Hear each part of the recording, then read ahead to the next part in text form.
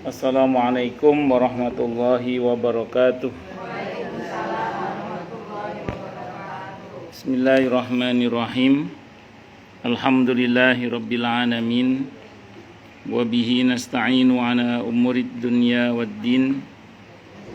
Wassalatu wassalamu ala asyrafil anbiya'i wal mursalin, Sayyidina wa habibina wa syafi'ina wa qurrati a'yunina wa maulana Muhammadin wa ala alihi wa ashabihi wa dzurriyyatihi ajma'in. Amma ba'd. Asyhadu an la ilaha illallah wa asyhadu anna Muhammadar Rasulullah wa ufawwidu amri ilallah innallaha basirum bil ibad. Hasbiyallahu la ilaha illa huwa alaihi tawakkaltu wa huwa rabbul arsyil azim. Qala Allah ta'ala fi kitabihil karim hikayatan an nabiyillahi Musa alaihi salam, Rabbi shrah li sadri wa yassir li amri wahlul 'uqdatam min lisani yafqahu qawli. Para asatidzah, para ibu-ibu sekalian, hafizani wa hafizakunallah bil khusus segenap pengurus Majelis Ta'lim Sabila, yang semoga pengurusnya dan jamaahnya serta sahibatul bait Ibu Nani Winata beserta keluarga besarnya dan kita semua ya, semoga selalu dalam naungan rahmat, barokah, perlindungan serta bimbingan Allah Subhanahu wa taala. Amin Allahumma amin insyaallah. Dan tentu saya doakan semoga kemuliaan ibu-ibu sekalian selalu dijaga dan ditingkatkan terus oleh Allah Subhanahu wa taala sebagai seorang muslimah, sebagai seorang istri, sebagai seorang ibu, dunia hingga syurga. Amin Allahumma amin insyaallah. Allahumma inna nas'aluka ilman nafi'a wa rizqan thayyiba wa amalan mutaqabbala wa fatahallahu lana futuhal arifin. Allahumma ati anfusana taqwaha wa zakkiha anta khairu man zakkaha anta waliyuha wa maulaha. Amin Allahumma amin insyaallah.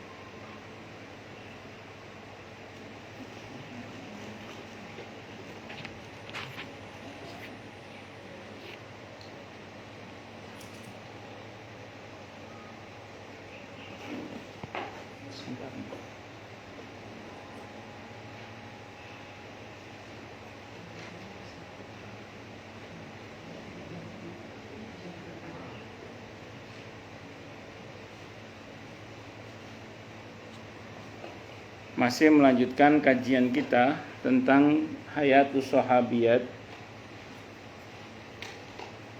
Qala al-muallif rahimahullahu ta'ala wa nafa'ana bi ulumihi fid dharain amin. Bismillahirrahmanirrahim. Halaman 279 Bu ya. Mengenai akhlaknya sekarang. Kalangan sejarawan dan penulis kitab sirah sepakat dalam menggambarkan Sayyidah Zainab binti Huzaimah radhiyallahu anha sebagai wanita yang baik, dermawan dan kasih sayang kepada kaum fakir. Dan ini enggak mudah ya menjadi penyayang kepada kaum fakir ini, karena beliau ini bersentuhan langsung dengan fuqara'nya. Nah, kalau kita menyayangi mereka tapi dengan jarak itu mudah. Tapi kalau menyayangi mereka dengan bergaul dan bersentuhan langsung dengan mereka itu bukan hal yang mudah. Karena sebagian fuqara masakin itu ya nyebelin kadang. Kelakuannya kadang nyebelin. Itu kalau nggak kuat-kuat itu ya mutung nanti. Makanya kalau nggak kuat bersentuhan langsung mending pinjam tangan. Monggo Bu Ursula. Bebas di mana?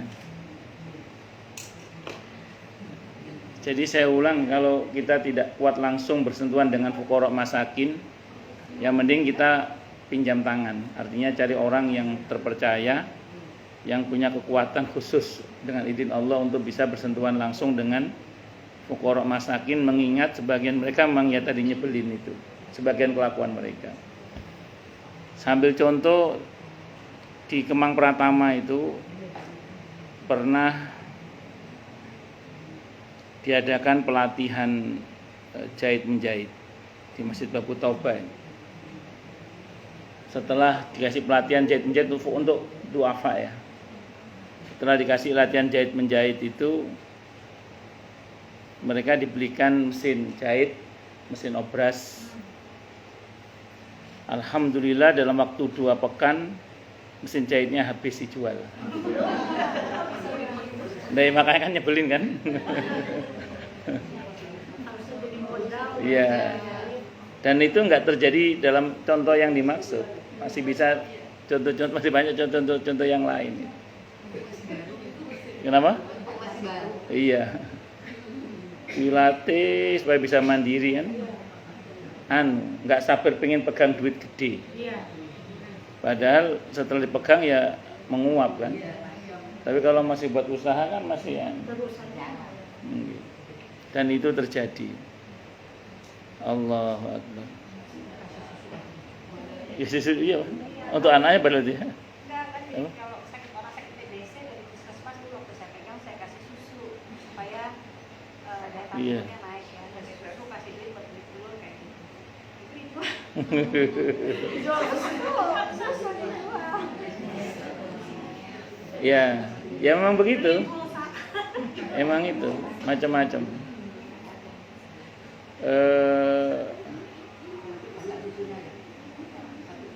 Ya macam-macam saya nggak bisa cerita lah macam-macam. Salah satunya itu. Allahu Akbar. Dalam sebagai wanita yang tadi ya, hampir namanya tak pernah disebut dalam kitab tarikh kecuali selalu dirangkaikan dengan gelarnya yang mulia, yakni Ummul Masakin, ibunya orang-orang miskin. Jadi beliau ini luar biasa. Ibnu Hisham memaparkan sebab penamaan ini dengan tuturannya. Dia dinamai Ummul Masakin atau ibunda orang-orang miskin karena kasih sayangnya dan kelemah lembutannya kepada mereka. Allahu Akbar. Ya saya contohkan kemarin, kalau nggak sabar-sabar betul, nggak kuat loh ini. Ya, kalau nggak cukup kuat sabarnya nggak bisa. Saya pernah ceritakan kemarin ada jamaah saya ngundang anak-anak yatim di rumahnya. Ada tiga yayasan apa 3 keluarga diundang lah gitu. Kata jamaah saya yang 2 nggak pernah kembali, tetapi yang 1 bolak-balik terus teka-teka. Ya sekali 2 kali mungkin masih kuat, lama-lama kesel juga ya. Manusia kan ada keterbatasan kemampuannya untuk bersabar. Tapi ada yang kuat juga sih, yang ya bagus kalau yang kuat. Kalau nggak kuat ya kebanyakan kita kan nggak kuat kalau interaksi langsung gitu, gara-gara yang begitu itu. Ada jamaah saya di Pondok Kopi itu juga ada anak pemulung ceritanya, ada anak pemulung. Karena dia kasihan dipanggil, kasih uang ceritanya. Kasih uang. Selang berapa waktu datang lagi besoknya, Bu, saya nggak punya beras. Oke, kasih lagi. Besoknya datang lagi, terus datang lagi. Aduh kok terus-terusan, maksudnya jamaah saya itu sekali aja dikasih, nanti kalau mau ngasih lagi baru akan dipanggil, jangan datang terus, maksudnya begitu. Karena namanya orang kan sekali 2 kali ya capek juga, mentalnya maksudnya itu. Mentalnya udah capek. Apalagi kalau pas kemudian di saat istirahat atau di ketok-ketok pintunya berisik gitu ada. Macam-macam. Ya macam-macam lah. Kalau jangan sabar bagus, kalau nggak sabar jangan coba-coba. Jangan coba-coba. Begitulah Zainab radhiyallahu anha hidup di alam kelemah lembutan, cinta dan kasih sayang, serta dalam pembelaan Islam dan pengagungannya. Dia merasakan kebahagiaan yang sangat besar ketika dia menyayangi orang-orang miskin. Kala dia berlemah lembut kepada mereka saat dia bersikap sopan terhadap mereka, berbuat baik kepada mereka, Dia menggunakan seluruh waktunya untuk beribadah kepada Allah Azza wa Jalla. Kemudian untuk memelihara sekian banyak orang miskin, memberi makan mereka dan menyedekahi mereka. Oleh sebab inilah dia dinamai Ummul Masakin, sampai dia hampir tak dikenal kecuali dengan sebutan itu. Alangkah indah sebutan utama ini bagi seorang wanita yang penyayang. Saya ulang, ini memang luar biasa karena beliau bahkan sanggup berinteraksi langsung dengan fuqara masakin. Ini memang termasuk orang yang luar biasa dengan izin Allah, dan ini enggak mudah. Saya ulang, enggak mudah. Kalau sanggup memang luar biasa. Jenengan yang enggak sanggup paling enggak peduli. Yang enggak sanggup berinteraksi langsung dengan fuqara masakin yang macam-macam itu, paling enggak panjenengan apa peduli. Orang miskinnya benar-benar beneran gitu, bukan kayak sekarang beda. Tapi kan Nabi sudah membahas kan tentang fenomena pengemis, sudah ada di masa Nabi, sudah ada.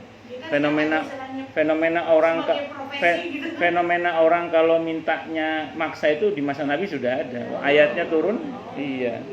Ayatnya sudah turun. Dan Nabi pernah berdoa sama Allah, ya Allah, letakkan dalam hati saya itu kecintaan kepada orang-orang miskin. Karena mencintai orang miskin itu bukan hal yang mudah. Karena tadi itu sebagian mereka nyebelin orang ya, enggak semuanya begitu. Saya alhamdulillah masya Allah ya kenal banyak orang-orang miskin yang tahu diri ya banyak. Tapi yang enggak tahu diri itu ya banyak gitu. Jadi istilah miskin sombong itu ya saya tahu gitu. Ada. Jadi kalau mau pinjam duit itu ngomongnya, saya sebenarnya ada duit, saya itu. Tapi ujungnya pinjam gitu. Tapi ngomongnya banyak duit, nanti nggak bayar. Ya sebenarnya ada uang saya tapi belum bisa bayar sekarang. Ya kayak apa sih? Ya model ngono macam-macam. Jadi kalau mau pinjam uang ngomong saya itu sebenarnya ada duit. Suami saya itu ya gajinya sekian. Ya ngomong ngono tapi ya isih nyilih aja. Macam-macam. Itu yang kata Nabi kan, wa'ailun mustakbir. Wis melarat sombong pisan. Hadisnya Sahih Muslim. Itu Allah enggak mau bicara sama orang model-model yang miskin tapi sombong. Orang kaya sombong Allah enggak suka. Miskin sombong pisan. Tapi ada yang begini. Makanya kalau jenengan sanggup mencintai mereka itu luar biasa. Lek gak kuat interaksi langsung sama mereka, jangan interaksi langsung sama mereka. Mending pinjam tangan itu. Allah. Banyak kalau saya cerita banyak lah. Pokoknya di antaranya itulah di antaranya. Allahu Akbar.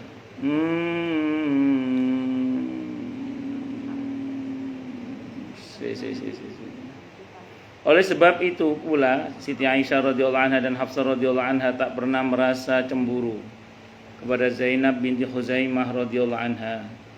Di sisi lain dia juga tak pernah memiliki keinginan untuk menyaingi Siti Aisyah radhiyallahu anha dan Hafsah radhiyallahu anha yang mendahulunya dalam memasuki rumah tangga Nabi kita Muhammad SAW yang mulia radhiyallahu sallallahu alaihi wasallam. Nabi kita Muhammad SAW. Jadi beliau termasuk yang tidak masuk dalam daftar yang dicemburui oleh Siti Aisyah dan Siti Hafsah radhiyallahu anha. Siti Aisyah ini sering cemburu itu ke Ummu Salamah radhiyallahu anha. Ummu Salamah radhiyallahu anha. Kenapa tuh? Ya, Ummu Salamah ini pintar masak orang.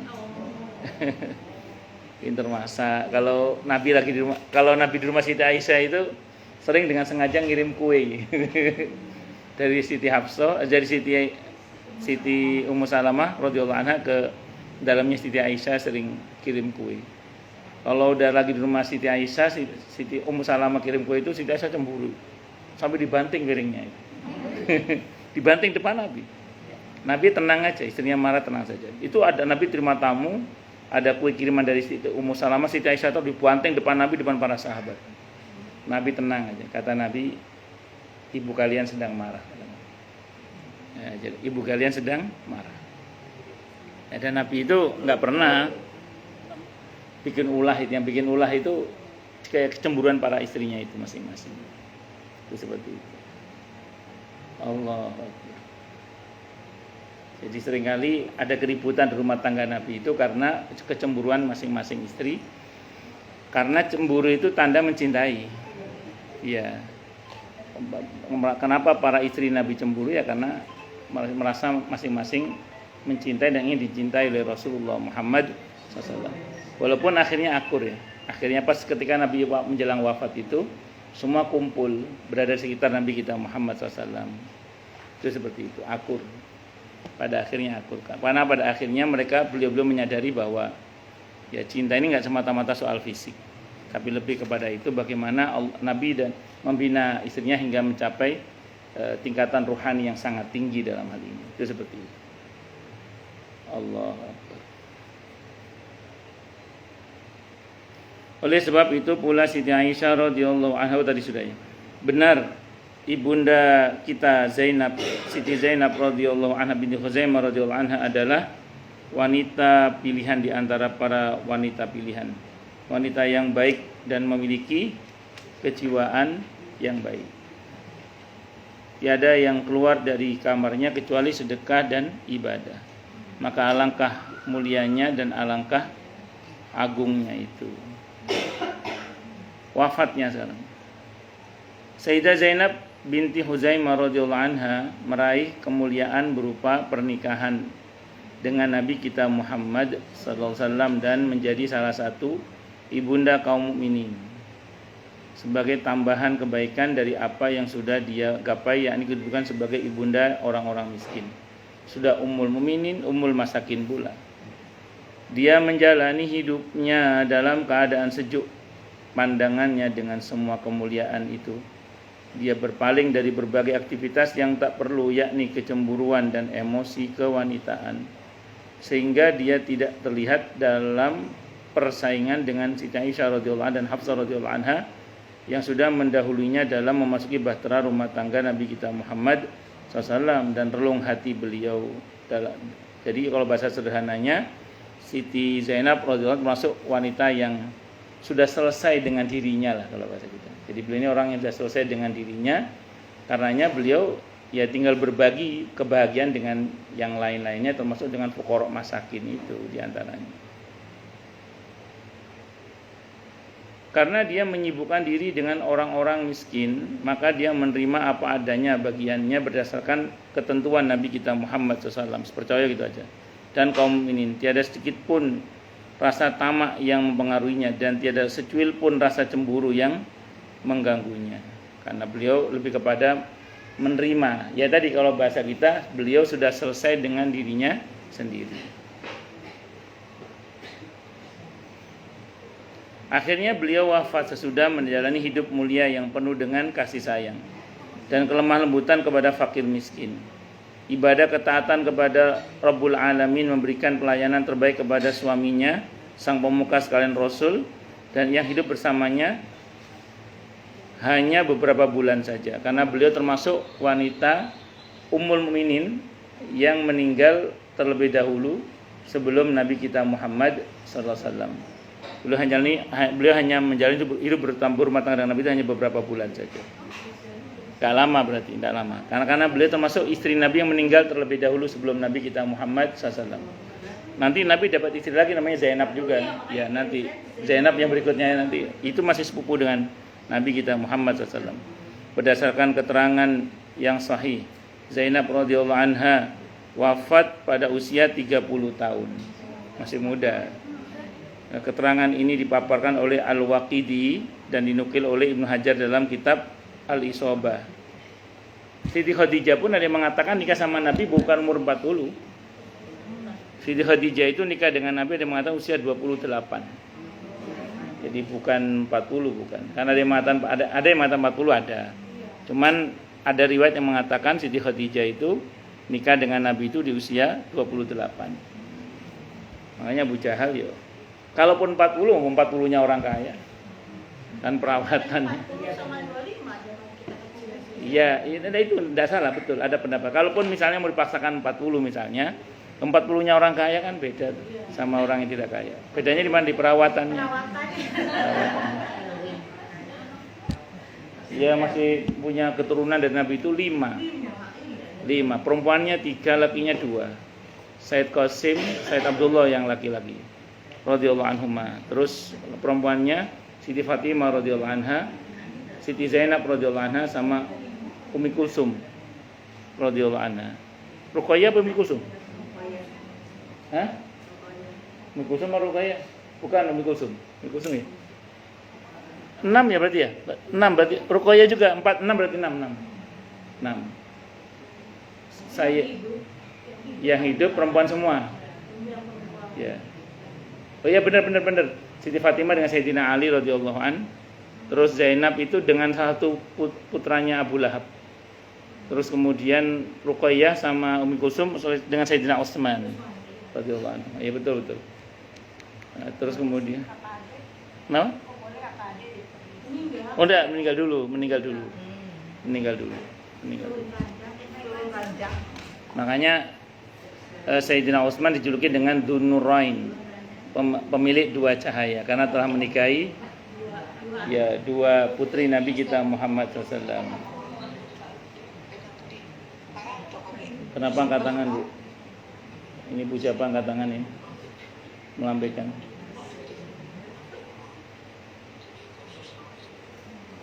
Bismillahirrahmanirrahim. Lanjut. Sampai mana tadi? Oh ya tadi. Ketika Zainab binti Khuzaimah radhiyallahu anha meninggal dunia, rasa duka cita kembali memasuki hati Rasulullah Muhammad sallallahu alaihi wasallam. Kematiannya mengingatkan Rasulullah Muhammad SAW akan kematian Khadijah radhiyallahu anha, sang pemuka wanita seluruh dunia. Nabi sedih, merasa kehilangan, dan itu wajar, manusiawi. Jadi manusia itu kalau sedih manusiawi. Seperti halnya kalau manusia kalau rindu manusiawi. Sama. Begitulah Zainab binti Khuzaimah radhiyallahu anha masuk dalam rumah tangga Rasulullah Muhammad sallallahu alaihi wasallam dalam ketenangan orang-orang baik dan heningnya para ahli ibadah. Selanjutnya dia keluar dari rumah tangga Nabi kita Muhammad sallallahu alaihi wasallam dalam keheningan orang-orang khusyuk. Dia tidur dalam kedamaian sebagaimana dia hidup dalam kedamaian pula. Dia dikebumikan di Baqi' dan menggapai keberuntungan besar karena disolatkan oleh Rasulullah Muhammad sallallahu alaihi wasallam dan didoakan oleh beliau, pasti surganya. Ummul Mukminin Zainab binti Khuzaimah radhiyallahu anha. Zainab radhiyallahu anha adalah istri Nabi kita Muhammad SAW yang pertama yang meninggal di Madinah. Kalau Siti Khadijah di Mekah ya. Di mana? Di Ma'la. Di Madinah, dan ibunda mukminin yang pertama dikuburkan di Baqi'. Tiada seorang pun istri Nabi kita Muhammad sallallahu alaihi wasallam yang wafat ketika beliau masih hidup kecuali Sayyidah Khadijah radhiyallahu anha, ummul mukminin pertama yang dikuburkan di daerah Hujun di kota Mekah, sekarang Ma'la, itu pemakaman Ma'la, dan Sayyidah Zainab binti Khuzaimah Al-Hilaliyah radhiyallahu anha, ibunda kaum mukminin serta ibunda orang-orang miskin. Selebihnya meninggal sepeninggal Nabi kita Muhammad sallallahu alaihi wasallam.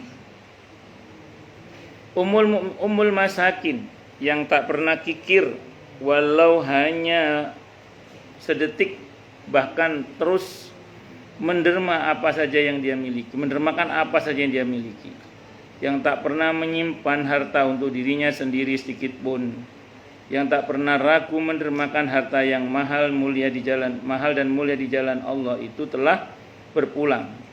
Dia pasti mendapatkan balasannya di sisi Allah yang tak pernah menyia-nyiakan simpanan pahala hambanya. Ustadz rajin berbagi kok malah meninggalnya masih muda. Nah, catatan pentingnya gini, ada sebagian orang itu kadang berkata begini, kasihan ya masih muda udah meninggal dunia misalnya. Kematian itu musibah bagi yang ditinggal, tapi bagi yang meninggal belum tentu itu musibah. Karena orang itu setelah meninggal itu pilihannya cuma dua, lebih bahagia atau lebih sengsara. Dan Allah lebih tahu dan lebih pandai cara dan lebih tahu dan lebih pandai membahagiakan hamba-hambanya. Maka kalau jenengan kayak saya misalnya, pas ibu saya meninggal dunia, bapak saya meninggal dunia, dalam kondisi di mana saya merasa masih belum puas dalam berbakti pada orang tua. Kalau orang sekarang nyebutnya, saya ini bapak saya meninggal, sementara saya belum bisa membahagiakan mereka. Seolah-olah kalau bapak saya mati, ibu saya mati, terus bapak saya nggak bahagia hanya gara-gara saya tidak bisa membahagiakan mereka. Jawabannya nggak begitu. Siapalah saya kok merasa lebih pandai membahagiakan orang tua saya, padahal Allah itu lebih pandai membahagiakan hambanya daripada saya yang juga hambanya. Nah, karena saya berkeyakinan insya Allah dan semoga beliau lebih bahagia karena wafat masih sebagai penggiat-penggiat dakwah. Kalau ibu saya malah meninggal hari Jumat dalam kondisi di mana perut beliau sakit, mengeluhkan sakit di perut misalnya. Ya, jadi dan masih aktif sebagai pengajar, guru ngaji lah. Singkat cerita ya saya berkeyakinan insya Allah dan semoga beliau termasuk yang dirahmati. Sehingga saya berkeyakinan ya ini keyakinan yang pastinya ya bahwa Allah lebih pandai dan lebih tahu cara membahagiakan hambanya daripada kita. Jadi kalau kita mengatakan kenapa ibuku sudah diambil padahal aku belum membahagiakannya, seolah-olah bahwa kita lebih pandai dari Allah membahagiakan ibu kita. Iya, salah. Yang betul adalah Allah yang lebih pandai dalam membahagiakan hamba-hambanya. Maka Siti Zainab tentu Allah lebih pandai membahagiakan beliau dibandingkan selain Allah Subhanahu wa taala. Maka kematian bisa jadi justru lebih, kalau untuk beliau pastinya itu lebih membahagiakan dibandingkan tetap masih hidup. Itu seperti itu. Allahu Akbar.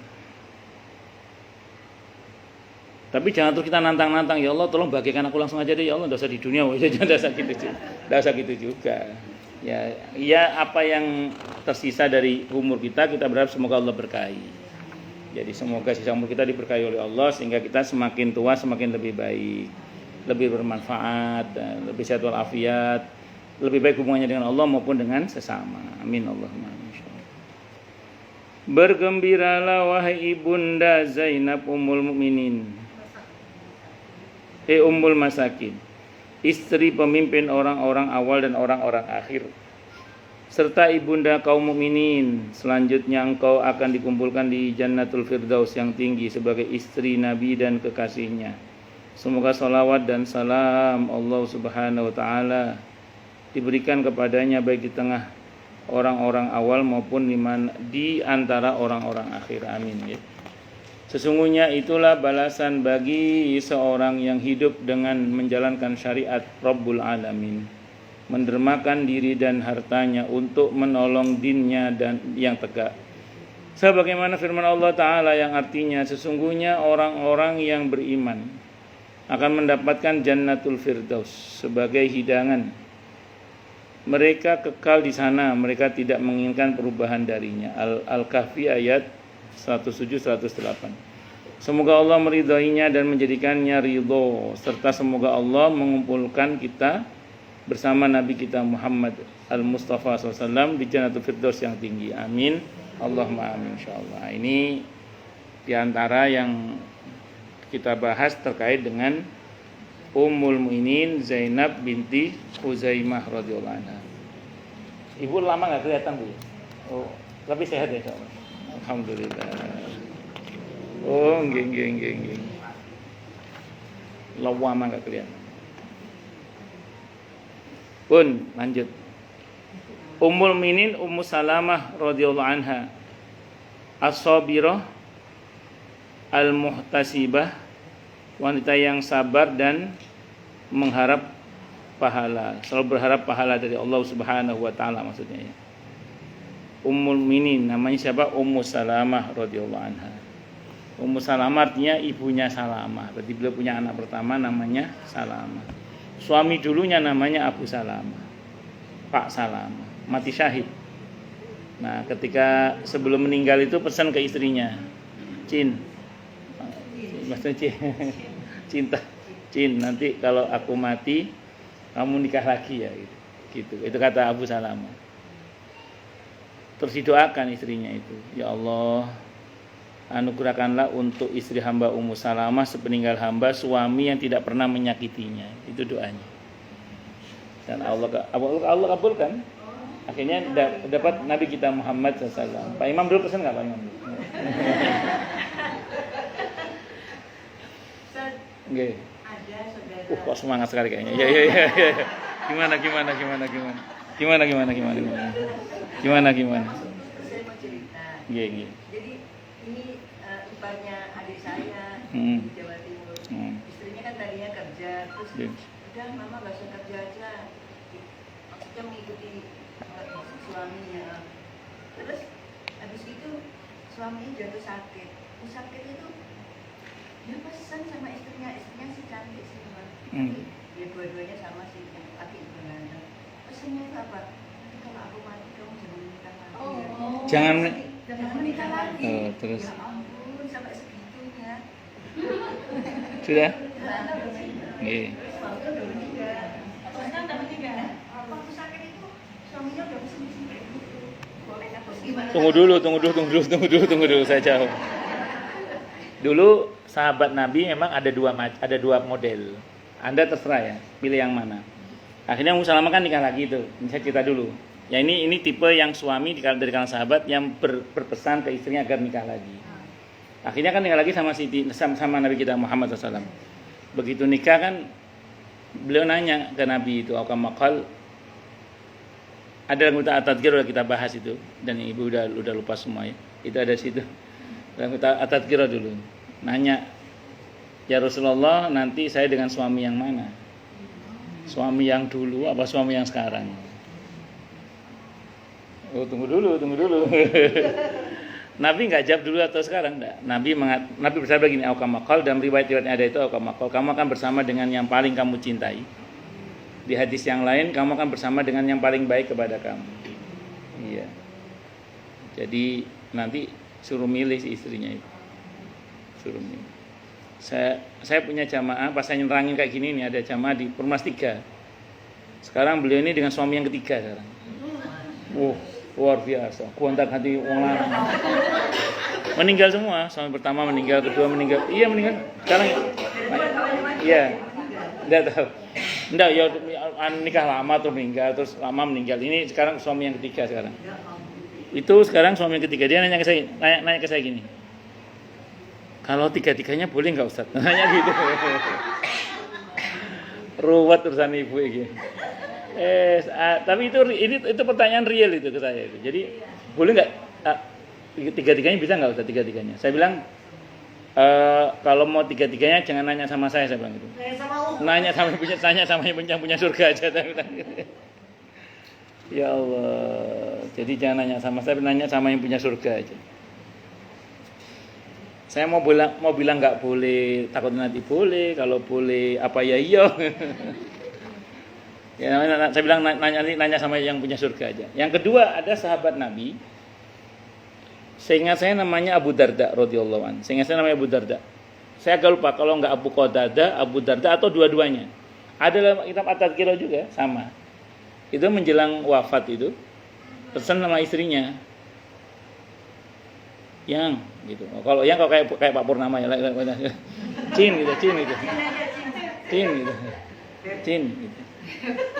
Atau cantik ya. Iya. Cin, nanti kalau aku mati jangan nikah lagi ya. Itu pesannya gitu. Supaya nanti kita ketemu lagi di surga. Jadi ada yang pesan gitu. Ya karena kan kalau nggak nikah lagi otomatis kan nggak ada pilihan lain ke semuanya, cuma itu aja. Ya tapi yang ngomong sahabat sih ya, jaminan surganya jelas. Nah, kalau Pak Imam kan semoga surga juga sih, amin Allah insyaallah. Jadi ada yang boleh gitu juga ada Bu, pesan gitu. Nah pertanyaannya menarik tadi, boleh nggak itu pesan gitu? Ya pesan boleh-boleh aja, cuman ketika kemudian suami sudah meninggal, wasiat itu terserah istrinya apakah dia mau melaksanakan atau tidak, karena itu pilihan hukum, bukan kewajiban gitu. Karena bagaimanapun juga menikah itu syariat, gitu loh. Menikah itu syariat, sehingga kalau kemudian dia menikah lagi, secara hukum ya tidak ada masalah, gitu. Ya gitu sih. Ya, jadi. Terus saya sering bilang sih ke maaf ya ke para janda-janda ini, maaf Bu, dokter sama Bu. Imam sama siapa lagi yang canda? Iya. Ya wis.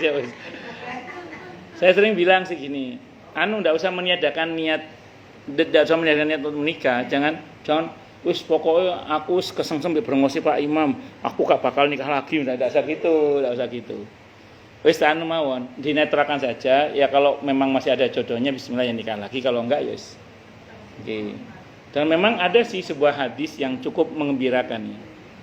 Untuk yang enggak mau nikah lagi. Yang kemarin saya katakan itu, memang ada jaminan surga untuk seorang ibu yang bertahan untuk tidak menikah demi untuk mendidik anak-anaknya itu. Itu ada jaminan khusus untuk ibu-ibu yang seperti itu.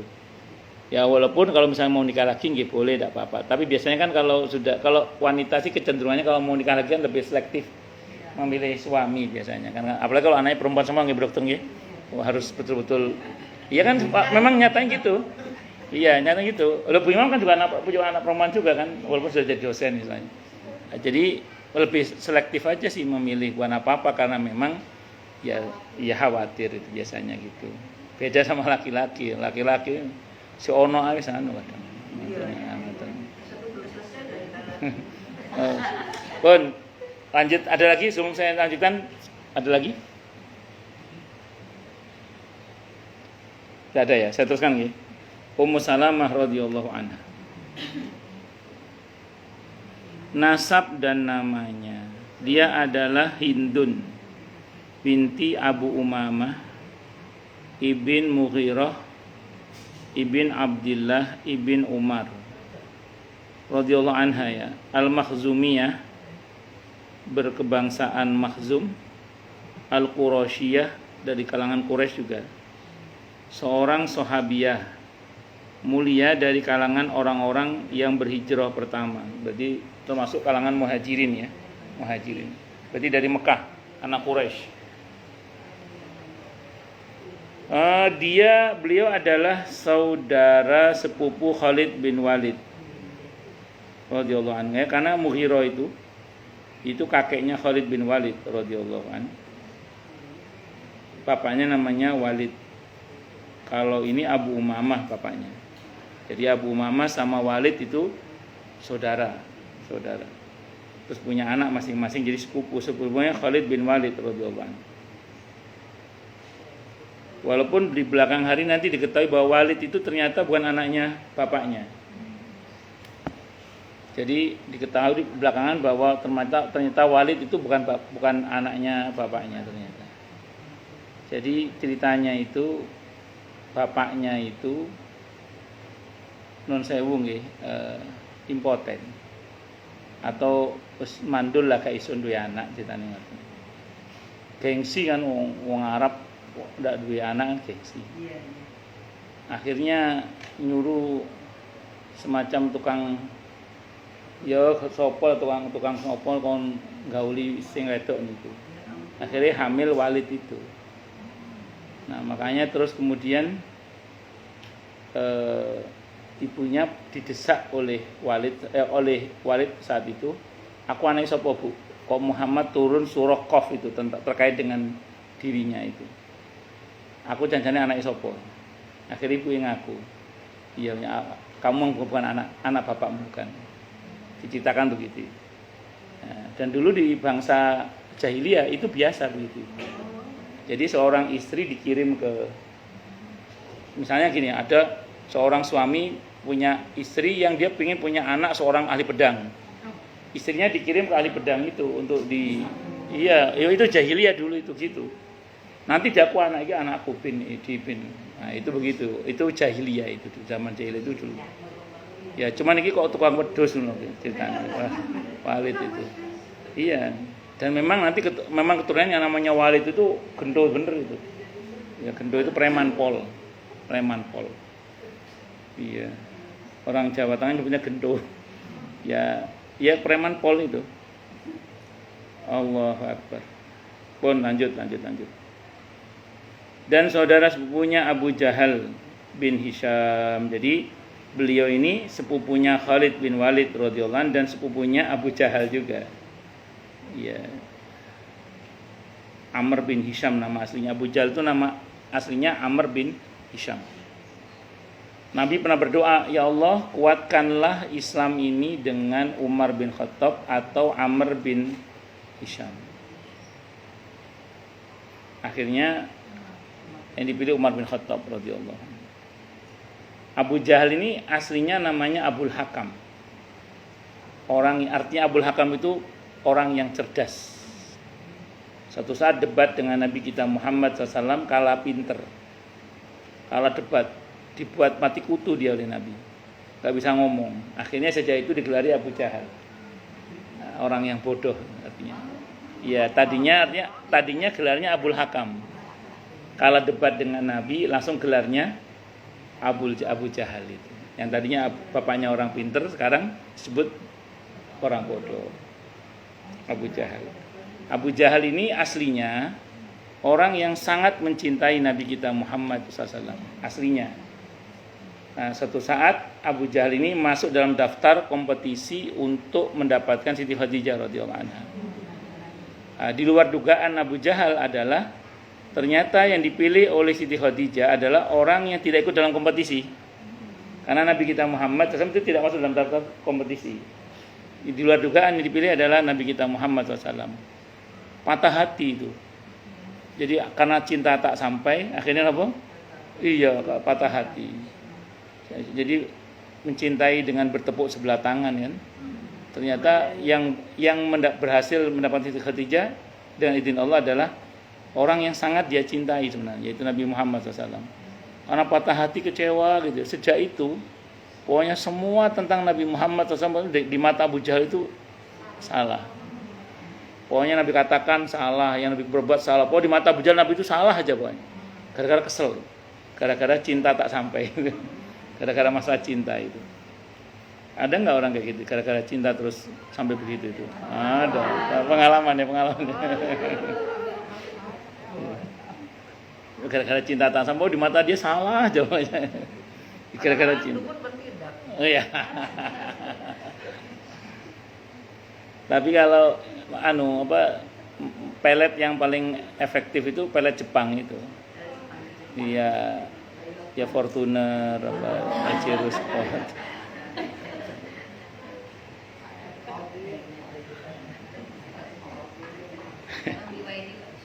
Oh, lanjut. Ayahandanya digelari Zadur Raqib, pemberi bekal para musafir. Orangnya dermawan berarti bapaknya. Karena dia adalah orang yang dermawan. Apabila bepergian dia selalu menyiapkan dan membawakan bekal orang yang menyertainya di perjalanan. Orangnya dermawan, senang mengasih bekal orang yang musafir dalam perjalanan. Dulu orang Arab itu kerjaannya memang senang jalan. Ila fi Quraisy, ila fi rihlatash syita'i wasayf. Dan memang Mekah itu kan di posisi yang menjadi titik lalu lalang banyak suku bangsa. Makanya Mekah itu walaupun di lembah areanya, tapi dia termasuk yang ramai juga gitu. Tapi ya gitu, cuma lalu lalang aja. Jarang, kebanyakan penduduknya orang-orang suku Arab asli situ. Kalaupun ada pendatang biasanya cuma lalu lalang aja, tidak menetap. Beda sama Madinah. Kalau Madinah banyak orang yang menetap situ lintas suku bangsa, termasuk lintas suku bangsa dan agama. Kalau orang Mekah itu kebanyakan ya orang-orang Arab sendiri. Bahwa banyak orang lain lewat situ ya, tapi cuma lalu lalang saja. Banyak orang yang nggak tertarik tinggal di situ sih, karena kan padang berbatu, tandus gitu loh, padang berbatu. Yang menjadi daya tariknya Mekah itu ya Baitullah itu satu, yang kedua Zam-Zam itu. Selebihnya nggak ada yang menarik saat itu. Nah, maka kemudian mereka orang-orang yang datang lalu lalang di Mekah itu ada orang-orang tertentu yang memang bagian hormat tamu.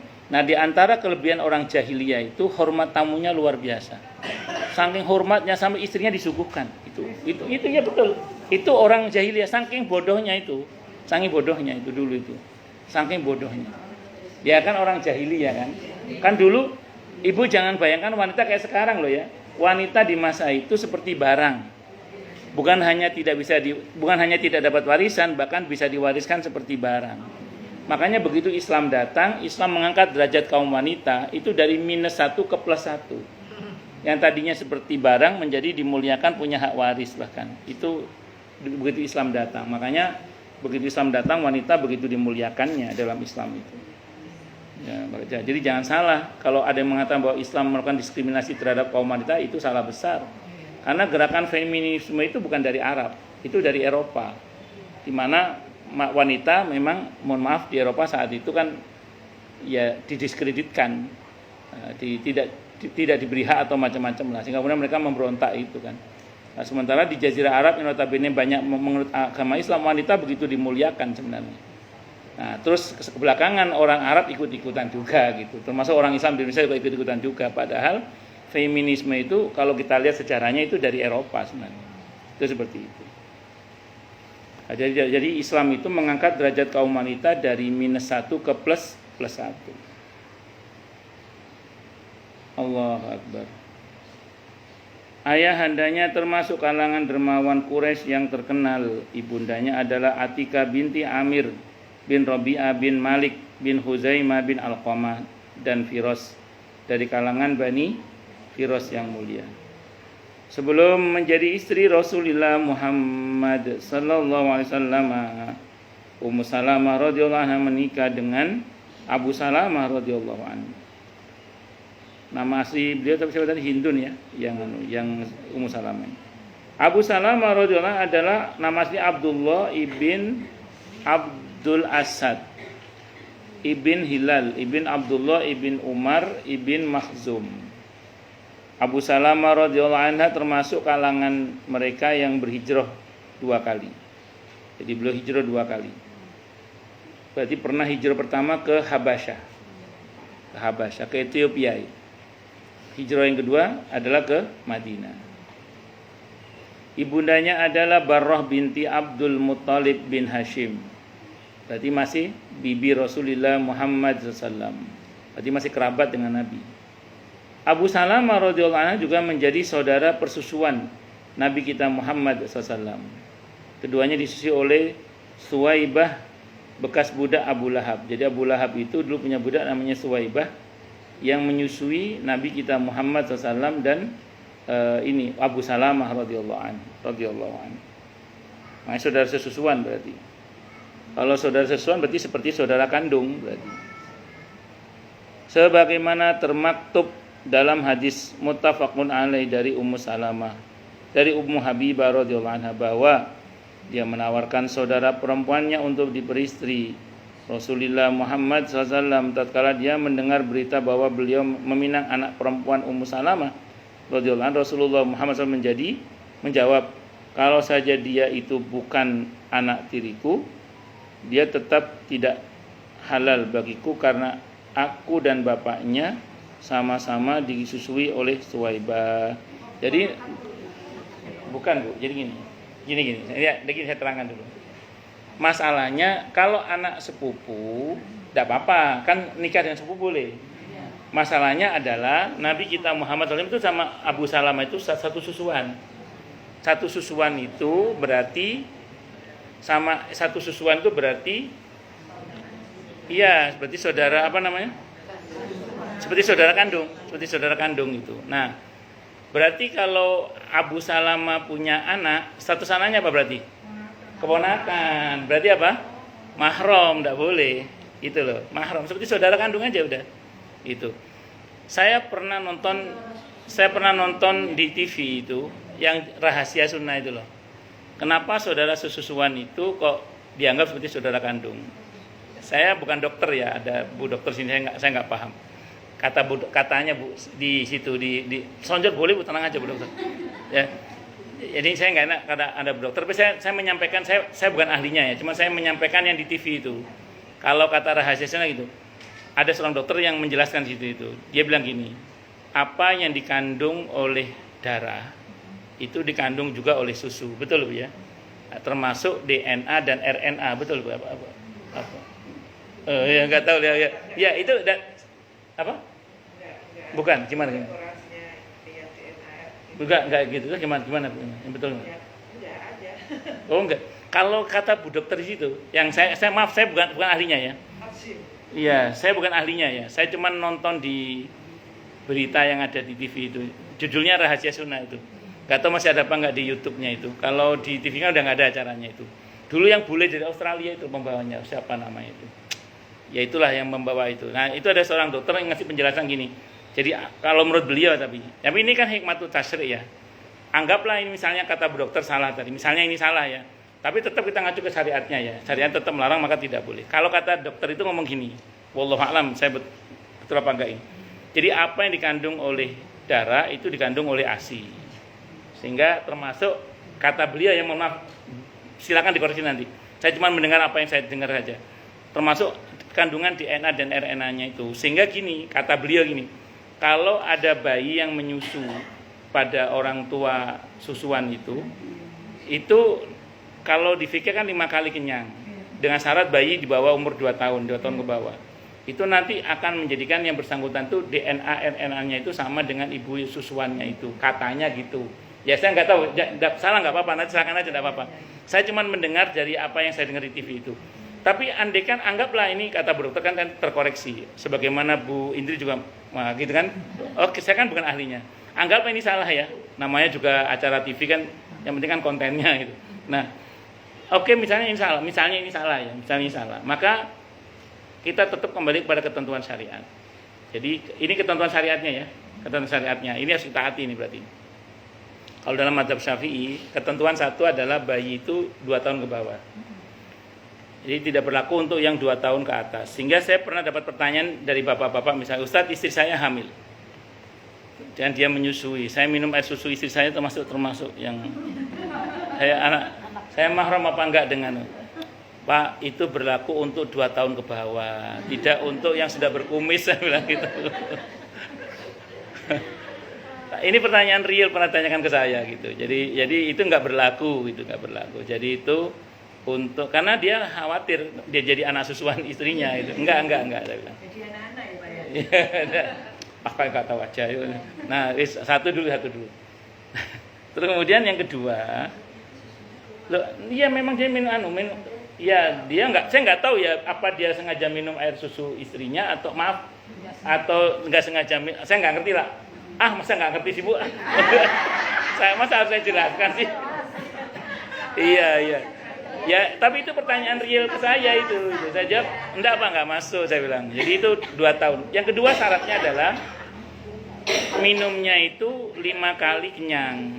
Jadi minumnya 5 kali kenyang. Jadi kalau masih sekali, enggak masuk masih. Harus 5 kali kenyang. Jadi disusui sampai puas. Sekali, 2 kali, sampai 5 kali puas.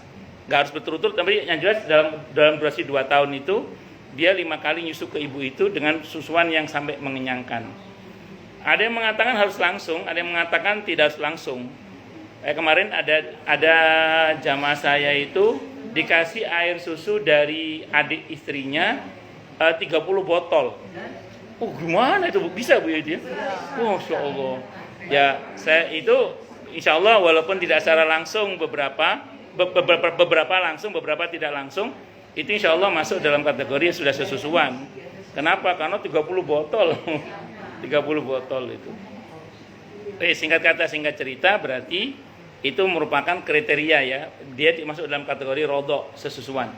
Berarti gini, dia itu mahram dengan ibunya berarti kan. Otomatis mahram dengan siapapun yang menyusu pada ibu itu. Termasuk mahram dengan anak-anak beliau. Nah, pokoknya siapa mahramnya ibu itu mahramnya beliau juga, mahramnya yang nyusu itu juga. Bisa dimengerti ya saja. Nah itu dah pokoknya. Nah termasuk nanti mahramnya saudaranya itu yang sekarang, pokoknya urutannya gitulah mahramnya itu.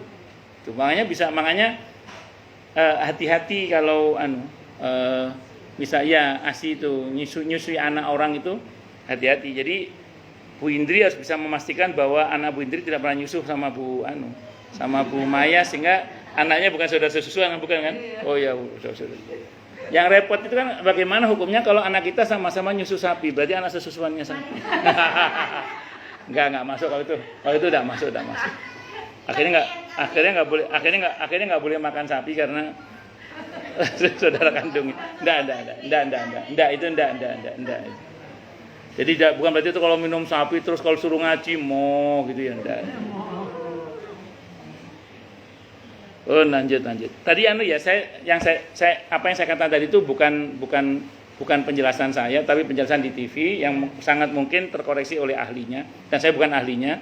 Saya sama di awal saya cuma menceritakan saja. Nah, ya begitulah kira-kira. Wallahu a'lam. Tapi terlepas dari itu, saya bicara dari syariatnya, secara syar'i ketentuannya tadi itu 2 tahun ke bawah, terus 5 kali kenyang gitu. Baik terutama kalau nyusu secara langsung, ada pendapat tidak langsung pun masuk dalam kategori ya. Walaupun nggak langsung, kalau sampai 30 botol itu ya insya Allah ya sudah sesusuan banget itu. Itu seperti itu. Nggih Bu. Kenapa Bu? 5 kali menyusui. Ya misalnya gini, hari ini ibunya lagi ke pasar, ibu susui misalnya. Sampai puas, sampai dia lepas sendiri 1. Nanti sampai antang, sampai tidur lah. Terus ibunya ke pasar lagi, ibu susu lagi 2 kali. Pokoknya selama waktu 2 tahun itu ada 5 kali nyusu secara langsung. Dan itu sampai kenyang. Kalaupun tidak langsung dalam jumlah yang kira-kira 5 kali kenyang itu. Maksudnya nanti kalau 30 botol sudah bisa masuk itu. Saudara sesusuan itu. Bagus Bang Asi ya. Bang Asi itu tidak masalah. Terus kan, tapi itu kan bisa ganti-ganti dari ibu yang berbeda-beda, toh? Berarti insya Allah nggak sampai menyebabkan saudara sesusuan kalau yang itu. Ya, karena kan biasanya diambil dari ibu yang berbeda-beda, toh. Kecuali diketahui ini dari ibu yang sama berulang-ulang. Nah, bagus. Inilah kenapa dalam mazhab Syafi'i itu ada pendapat yang mengatakan untuk menjadi saudara sesusuan harus langsung nyusu. Berarti kalau nggak langsung nyusu tidak berdampak kepada hukum sepersusuan. Di samping memang juga nggak jelas juga kan susunya siapa ini. Emang saya belum tahu sih. Kalau Bang Asi itu diberitahu nggak ini susunya Ibu Wati? Diberitahu? Enggak kan? Nggak diberitahu ya. Kecuali Bang Sperma kali ya. Kalau Bang Sperma diberitahu ini spermanya Pak Paijong, misalnya ini siapa gitu. Bukiti. Kalau Bang Sperma enggak boleh kalau Bang Sperma itu. Kalau Bang Asi boleh Bang Asi. Kalau Bang Sperma enggak boleh. Dalam Islam ya. Kalau dalam saya kurang tahu. Lanjut. Ummu Salamah radhiyallahu anha melahirkan anak-anak untuk suaminya Abu Salamah radhiyallahu anha, yakni Salamah, Umar, Ruqayyah dan Zainab radhiyallahu anhum. Keterangan ini dipaparkan oleh Ibnu Ishaq. Ummu Salamah radhiyallahu anha juga mengikuti suaminya berhijrah ke negeri Habasyah, Ethiopia. Istri pertama yang masuk ke Madinah sebagai wanita yang berhijrah adalah Ummu Salamah radhiyallahu anha. Akan tapi dikatakan juga bahwa istri pertama yang tiba di Madinah adalah Laila binti Khaisamah radhiyallahu anha, istri Amir bin Rabi'ah radhiyallahu anhu. Saudara laki-lakinya adalah Abdullah bin Zubair radhiyallahu an. Keduanya adalah saudara sepupu Rasulullah Muhammad SAW. Abdullah bin Zubair bin Awam radhiyallahu anhum. Ini Abdullah bin Zubair bin Amr radhiyallahu anhuma ya, mohon maaf. Itu adalah masih sepupunya Rasulullah Muhammad SAW. Wallahu alam bisawab. Silakan yang mau tanya, protes, marah boleh silakan.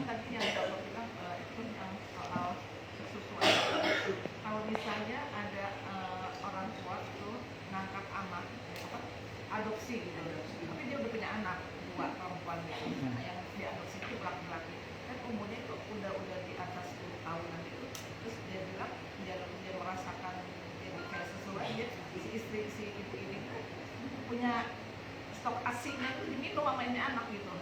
Umurnya berapa? 10 tahun. Gitu. Oh, 10 tahun loh. Ya, adopsi ya. 10 tahun sudah masuk. Ada pendapat yang nyeleneh di Mesir. Ada pendapat memang. Di Mesir itu sempat ada fatwa di Mesir, tapi ini pendapat yang dianggap nyeleneh ya. Ya oke, ada diskusi fikihnya sih, cuman kan agak gila gitu loh. Jadi gini. Jadi saat itu ada petugas kayak semacam petugas negara gitu. Lagi tugas di satu wilayah di mana itu ada laki perempuan dan ada potensi di mana mereka selalu bersama.